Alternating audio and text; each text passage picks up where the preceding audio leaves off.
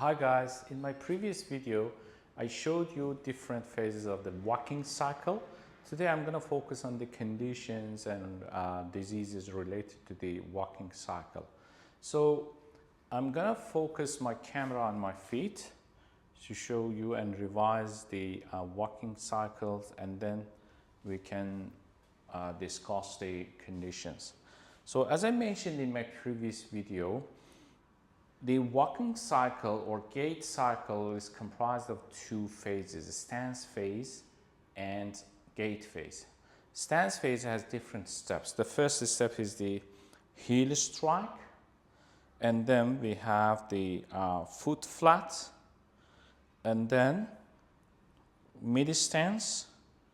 During the mid stance, my opposite foot is swinging, and then if you look at my left foot, the toe is off, it's off the toe, and the heel off and toe off.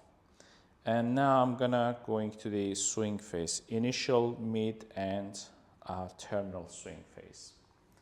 So during the heel strike and foot flat, if you look at this model, the anterior compartment of the leg, we have anterior compartment muscles of the leg. They are really important because they can do dorsiflexion. They can do dorsiflexion when they are concentrically contract, and they can also control the gravity and lower the foot slowly during the foot flat. And it is supplied by this nerve. It is called the deep peroneal nerve. So here we have the deep peroneal nerve. It's a branch from the common fibular or common peroneal, and it supplies the anterior compartment muscles. So imagine that the deep peroneal nerve as a lesion, we have a nerve lesion, so the anterior compartment muscles of the leg are not working very well, they are weak. So during the high heel strike and at the beginning of the foot flat, these muscles eccentrically contract. It means that they are lengthening to control the gravity, because gravity tends to pull your foot down.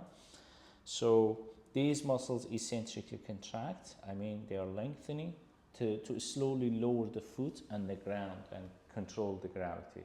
If you have a nerve lesion which affects the anterior compartment muscles, you cannot slowly put your foot or slowly lower the foot on the ground. So you'll have foot slap. When you're walking, you have like this. So as I showed you, when I'm doing the mid stance, my opposite foot is swinging. When my opposite foot is swinging, so this side, my right pelvis tends to fall down, sag down, because the gravity pulling my right pelvis down. So for controlling the gravity, my opposite muscles, glute medius and minimus, they will concentrically contract to keep the pelvis level and prevent it from dropping. So if you look at this model, here we have the glute muscles, gluteus medius, and deep to the gluteus we have gluteus minimus. They are supplied by the superior gluteal nerve, which is a branch from the sacral plexus. If you have a nerve lesion which affects your gluteus medius and minimus, what will happen? So your glute medius minimus will be weak, so they cannot keep the pelvis level. They cannot concentrically contract to keep the pelvis level, which results in sagging down the right side pelvis or swing side. If you want to compensate this, you need to throw your body weight onto the stance or support foot. You need to do like this. I'm throwing my body weight onto my support foot.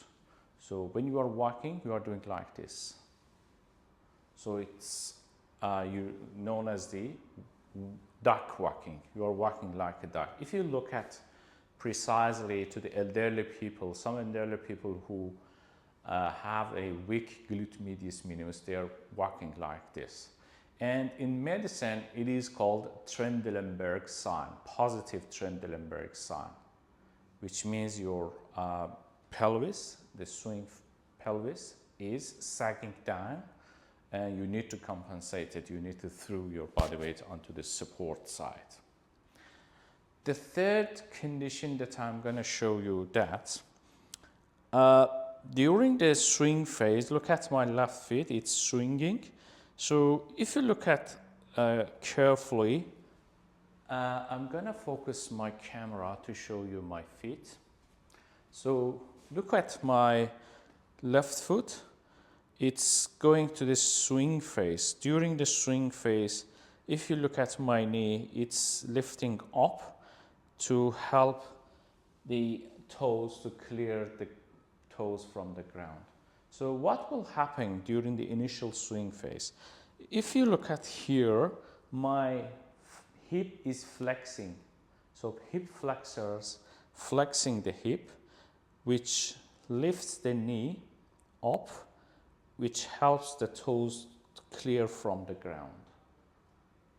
And also these anterior compartment muscles of the leg concentrically contract. They are shortening, so they can do dorsiflexion to clear the toes from the ground. Imagine that again these muscles are weak because of the nerve lesion, deep peroneal nerve lesion.